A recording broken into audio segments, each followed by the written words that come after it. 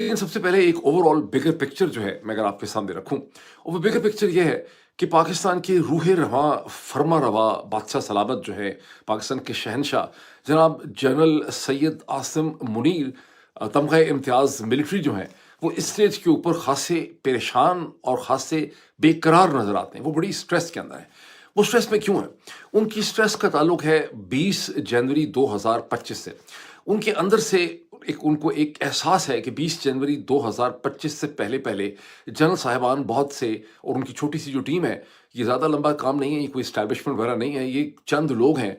उनको परेशानी ये है कि 20 जनवरी 2025 से पहले पहले बहुत से मामलात को वो सेटल करना चाहते हैं, उनकी डायरेक्शन को वो कंट्रोल करना चाहते हैं, वो कुछ एडजस्टमेंट्स जो हैं वो करना चाहते हैं। और जैसे जैसे वो स्ट्रेस में है, परेशान है, बेकरार है, वैसे वैसे शरीफ जरदारी जो है उनके लोग भी जो हैं वो एक बेचैनी और बेकरारी का वो इस वक्त शिकार है। एक बहुत बड़ा जो डिमांड इस वक्त जलाल साहब की है, जो बहुत बड़ी उनकी ख्वाहिश है चीज़ों को ठीक करने के लिए, वो ये है कि किसी तरह से former prime minister of Pakistan Imran Khan को, जो अडयाला जेल के अंदर है तकरीबन 14-15 महीने से, उन्हें मजबूर कर दिया जाए कि वो एक पब्लिक अपॉलॉजी करें मे 9 के हवाले से, और वो मे 9 के वाक़यात की ज़िम्मेदारी ले लें। वो कहें कि हाँ, ये हम लोगों से हुआ था, ये बड़ा गलत हो गया, दोबारा ऐसी चीज़ जो है वो नहीं होगी, ये कौमी सलामती का मसला है, और ले अब हम चीज़ों को लेके आगे बढ़ते हैं। और अगर ऐसा हो जाए तो फिर जनरल साहब सोचते हैं कि कुछ चीज़ें वो और भी अपनी तरफ से भी करेंगे। मैं इनकी बहुत ज़्यादा डिटेल्स में नहीं जाता, मैं आपको एक अभी पहले ओवरऑल बिगर पिक्चर आपके सामने रख रहा हूँ।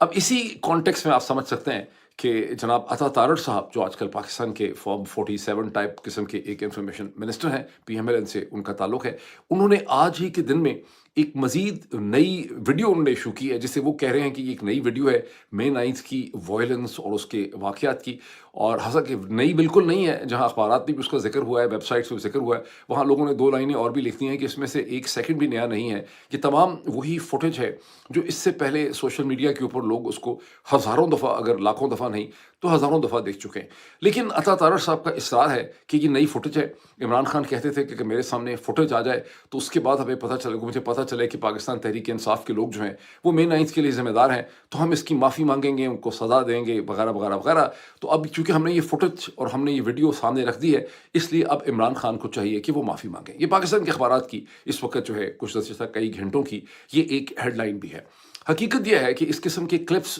जो पहले ही सब लोग देख चुके हैं, इनको जोड़ के कोई तस्वीर नहीं बनती। वो तो इमरान खान की बड़ी वाज़े प्रिंसिपल पोजीशन रही है, और एक दफ़ा नहीं, दो दफ़ा नहीं, कई दफ़ा वो इसको वो दोहरा चुके हैं, पाकिस्तान तहरीक इंसाफ के और लीडर्स दोहरा चुके हैं कि एक कमीशन होना चाहिए, एक जुडिशल कमीशन होना चाहिए रिस्पॉन्सिबल किस्म का। उसमें 3 4 5 6 लोग हों, सीनियर लोग हों, और मतलब जस्टिस हों सुप्रीम कोर्ट के, ये वो कोई भी हों, और वो उस तमाम एविडेंस और फुटेज को देखे और उसकी डॉट कनेक्टिंग करे। इसका मतलब है कि सैकड़ों घंटों की जो फुटेज होगी, 100 घंटों की, 150 घंटों की, 200 घंटों की, उसकी फुटेज को, लोगों के बयानात को, उनकी स्टेटमेंट्स को, सब चीज़ों को मिला के देखना होगा। फिर पता चलेगा कि मे 9 2023 के जो वाक़यात हैं उसके असल मुहर्रकात क्या हैं, किसने क्या किया, कौन किसको वरगला रहा था या उकसा रहा था। तो ये एक बिगर पिक्चर मैंने आपके सामने रखी है। इसके साथ मैं चंद और भी डेवलपमेंट्स आपको बताऊं कि बहुत ही अफसोसनाक वाक़या हुआ है आज ही के दिन में, मेरा ख्याल है कि गुज़िश्ता 24 घंटे में, जब बलूचिस्तान में कलात की जगह पे, कलात डिवीज़न में शाह फरमान चेक पोस्ट के ऊपर बलूचिस्तान लिबरेशन आर्मी बीएलए ने एक बड़ा ऑर्गेनाइज किस्म का दहशतगर्दी का हमला किया। जब कहते हैं, जो डिटेल्स हैं, कि 3 दर्जन से ज़्यादा बीएलए के जो फाइटर्स हैं, जो मिलिटेंट्स हैं, दहशतगर्द कहते हैं उनको, उन्होंने एक एससी की चेक पोस्ट के ऊपर हमला किया, जिसके नतीजे में एससी के जवानों ने बहुत मुकाबला किया, और कहते हैं कि 6 दहशतगर्द भी उसमें मारे गए।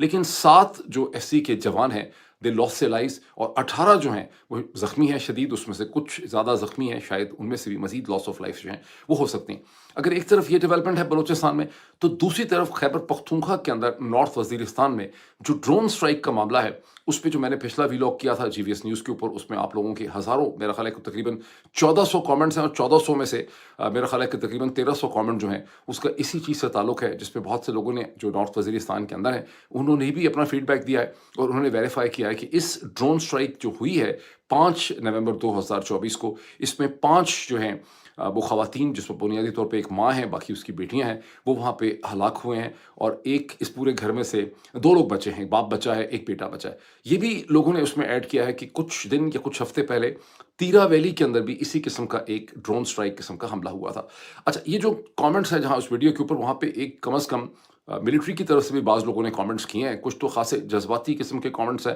مجھ پہ الزام ہے کہ میں راکی گیم کھیل رہا ہوں، میں CIA کے ساتھ ملا ہوا ہوں، وغیرہ وغیرہ وغیرہ۔ لیکن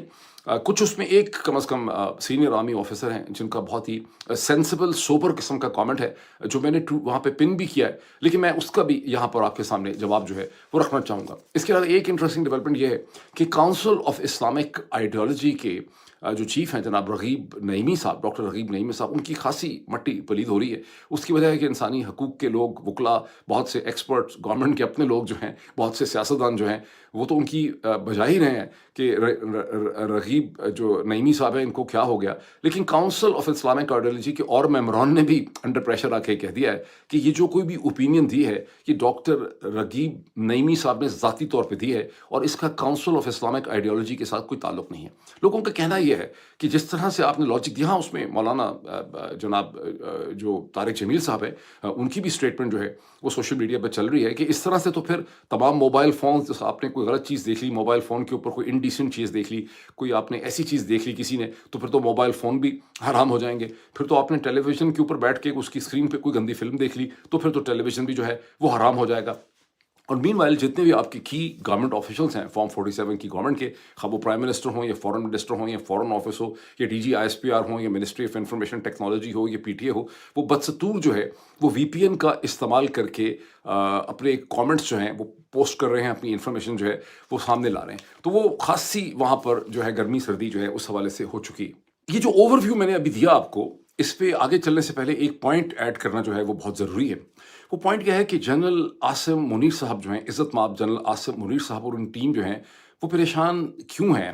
وہ پریشان اس لیے نہیں ہے، وہ اس وجہ سے بھی پریشان ہے کہ عمران خان نے جو فائنل کال کی ایک اپیل دی ہوئی ہے، فائنل کال انہوں نے دی ہوئی ہے 24 نومبر کے حوالے سے، اور اس کے حوالے سے گو کہ ہم دیکھ رہے ہیں کہ پاکستان تحریک انصاف کو ابھی تک بہت زیادہ متحرک نہیں ہوئی، اس کے کوئی بہت زیادہ اعلانات سامنے نہیں آئے، لیکن اس کا پریشر ضرور ہے جنرل صاحب کی ٹیم پہ۔ لیکن اس سے بھی کہیں زیادہ بڑا پریشر، یہ اسی تناظر کے اندر جو پریشر ان کے اوپر ہے وہ یہ ہے کہ جنرل صاحب اور ان کی ٹیم اتنے ڈفر نہیں ہے اپنے معاملات کو سمجھنے میں اپنے انٹرسٹ کے لیے، جتنا کہ اسما جہانگیر صاحبہ نے، مرحومہ نے ایک دفعہ کہہ دیا تھا کہ ڈفر ہیں، یہ ڈفر ہیں۔ وہ اپنے انٹرسٹ میں ڈفر نہیں ہے، پاکستان کے معاملات پہ، پاکستان کے ویژن کے حوالے سے، پاکستان کے مستقبل کے حوالے سے ضرور ڈفر ہے، لیکن وہ ڈفری اس لیے ہے کہ ان کو اس سے کوئی خاص انٹرسٹ نہیں ہے۔ ان کا سارا انٹرسٹ جو ہوتا ہے وہ اپنے انٹرسٹ، اپنے مفادات اور اپنی بقا کے حوالے سے ہوتا ہے، اور ان کی بقا کے اندر ان کو لگتا ہے کہ کچھ خطرات جو ہیں وہ لاحق ہیں۔ وہ خطرات کیوں لاحق ہیں؟ وہ خطرات اس لیے لاحق ہیں کہ ساری کی ساری جو لیجیٹمیسی ہے ہمارے جنرل صاحبان جو اپنی ڈیرائیو کرتے ہیں، ان کی جو قبولیت ہوتی ہے،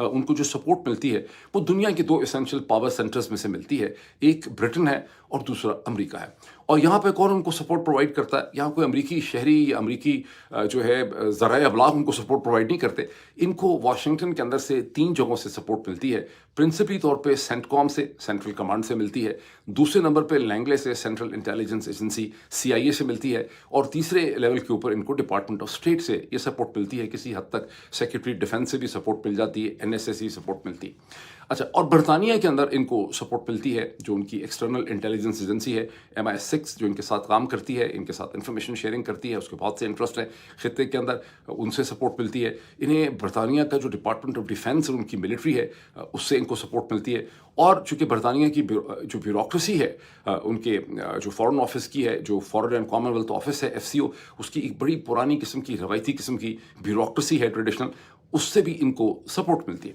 لیکن پرابلم کیا ہے؟ پرابلم بہت انٹرسٹنگ ہے سمجھنے کے لیے۔ پرابلم یہ ہے کہ یہ جو ادارے ہیں جن کا میں نے ابھی آپ کے سامنے ذکر کیا، خواہ وہ لندن میں بیٹھے ہوں یا واشنگٹن میں ہوں، یہ پاکستان کی طرح مادر پدر آزاد نہیں ہے۔ جو پاکستان میں تصور ہے کہ فوج آزاد ہے، ISI بالکل آزاد ہے اور سب آزاد ہی آزاد ہے، پاکستان میں بیچارہ صرف فورن آفس آزاد نہیں ہے، لیکن یہ ادارے جو ہیں برطانیہ کے اور امریکہ کے، یہ پاکستان کے برخلاف بالکل بھی مادر پدر آزاد نہیں ہیں۔ ان کے اوپر الٹیمیٹلی ایک پولیٹیکل مینجمنٹ ہے، एक पॉलिटिकल क्लास, एक डिसीजन मेकिंग की इलेक्टेड क्लास इनके ऊपर होती। जो जनरल साहिबान की टीम को समझ आ रहा है वो ये कि बावजूद उनकी तमाम तर कोशिशों के जो सेंस ऑफ डायरेक्शन है वाशिंगटन के अंदर और लंदन के अंदर, उसमें तब्दीली आ चुकी है। वाशिंगटन की तब्दीली का तो बहुत ज़्यादा जिक्र और चर्चा जो है वो आप करते रहते हैं, आप में से बहुत से लोग उसको फॉलो भी कर रहे हैं। लेकिन बरतानिया के अंदर भी जब कंजर्वेटिव पार्टी की शिकस्त होने के बाद जो नई लेबर पार्टी और गवर्नमेंट आई है, उसका जो वर्ल्ड व्यू है वो पिछली जाने वाली गवर्नमेंट से बहुत ज़्यादा मुख्तलिफ है, जिसकी मैं कुछ तफसीलात जो है अभी आपके साथ शेयर करता हूँ। मैंने एक बड़ा ज़बरदस्त किस्म का ओवरव्यू जो है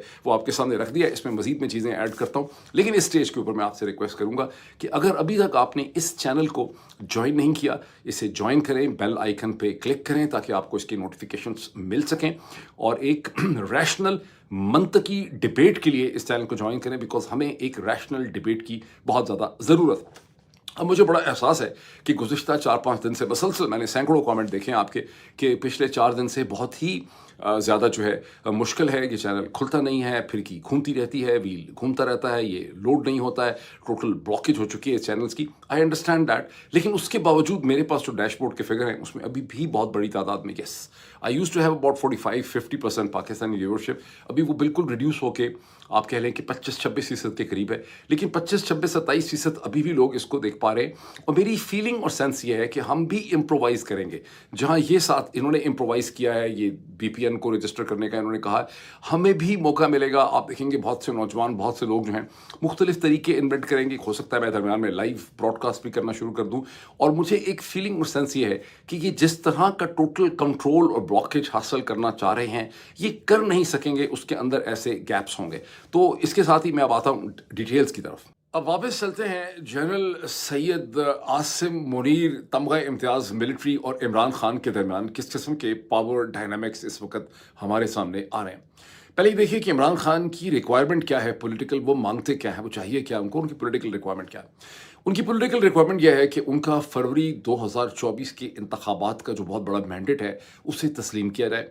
वो उनके लिए, और उसको तस्लीम करवाने के लिए भी उनको ये ज़रूरत है कि पाकिस्तान के अंदर हाई कोर्ट्स और सुप्रीम कोर्ट की जो हैसियत है उसे किसी न किसी शक्ल में बहाल किया जाए। उनकी ये भी रिक्वायरमेंट है कि उनके जो सैकड़ों हज़ारों लोगों को, ख़ास करके बहुत से लोगों को जिनके मुकदमे ही दर्ज नहीं हुए, उनको गिरफ़्तार किया है, उनको रिहाई भी मिलनी चाहिए। उनके जहन में डॉक्टर यास्मीन राशिद भी हैं, उनके जहन में उमर सरफराज चीमा भी हैं, उनके जहन के अंदर एजाज़ चौधरी साहब भी हैं, उनके जहन में और भी बहुत से लोग हैं, उनके जहन में वो नौजवान भी हैं जिनको मिलिट्री कोर्ट्स के लिए उनका ट्रायल रखने के लिए 100 के करीब लोगों को जो है पकड़ा गया, उनमें से कुछ लोगों की खैर जमानतें हो गई हैं। ये तमाम चीज़ें उनके सामने। अब आ जाएं कि जनरल मोहम्मद तो नहीं, जनरल सैयद आसिम मुनीर तमगा इम्तियाज़ मिलिट्री जो हैं, उनकी क्या रिक्वायरमेंट्स। उनकी रिक्वायरमेंट यह है कि मैंने अपने आप को ज़ाती तौर पे अपना असर रसूख और बंदूक इस्तेमाल करके मैंने अपने आप को एक्सटेंशन दे दी है 2027 तक। आगे की भी मैंने गुंजाइश रखी है कि मैं 2032 तक इस मुल्क का बादशाह रह सकता हूँ। तो मैंने जो नई हकीकत और नई रियलिटी को मैंने पैदा कर दिया है, इससे किसी न किसी फॉर्म में कबूलियत और एक्सेप्टेंस मिलनी चाहिए पॉपुलर।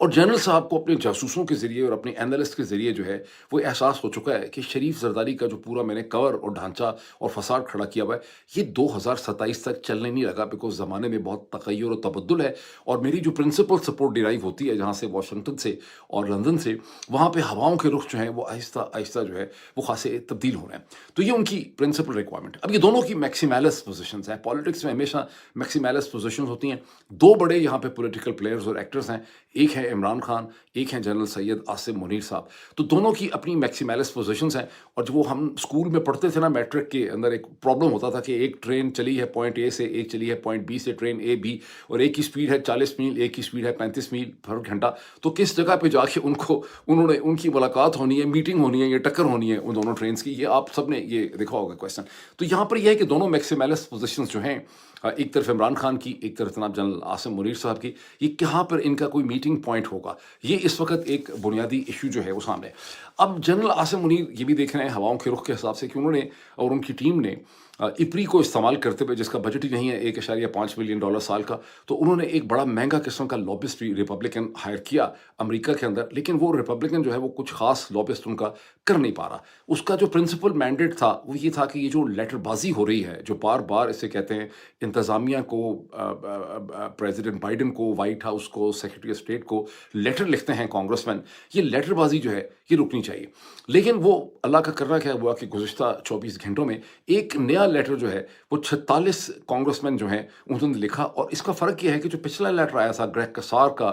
جس میں 62 کے 63 کانگریس مین کے سائن تھے، وہ پریڈومیننٹلی پرنسپلی طور پہ ڈیموکریٹک لیٹر تھا، اس میں سارے ڈیموکریٹک تھے، اور امریکہ میں ایک سائڈ کا لیٹر جو ہے، ایک سائڈ کی پریشر جو ہے وہ ٹھیک نہیں ہوتا. تو یہاں پر اب ایک بائی پارٹیزن لیٹر آ گیا ہے 46 سگنیچرز کے ساتھ، جس میں 20 ریپبلکن ہیں، یعنی ڈونلڈ ٹرمپ کی پارٹی کے ہیں، باقی جو ہیں وہ ڈیموکریٹس ہیں. اور انہوں نے پریزیڈنٹ بائیڈن کو یہ زور دیا ہے کہ پریزیڈنٹ خدا کے لیے 20 جنوری میں جانے سے پہلے یہ آپ کی ذمہ داری ہے کہ آپ پاکستان کے اندر اور کچھ نہیں کرتے تو جو پولیٹیکل پریزنرز ہیں، نہ بے جا جو پکڑے ہوئے ہیں، جس میں عمران خان بھی ہیں، ان کو آپ رہائی دلائیں گے. یہ لیٹر ایک بار پھر یہ ڈیٹیل کرتا ہے کہ پاکستان میں فروری 2024 کے انتخابات کے بعد صورتحال بہت بری طرح سے خراب ہوئی ہے. وہاں پہ رول آف لا ختم ہو گیا ہے، عدالتیں ختم ہو چکی ہیں، انسانی حقوق کی پامالی ہو رہی ہے، فریڈم آف ایکسپریشن نہیں ہے، پولیٹیکل فریڈمز نہیں ہیں.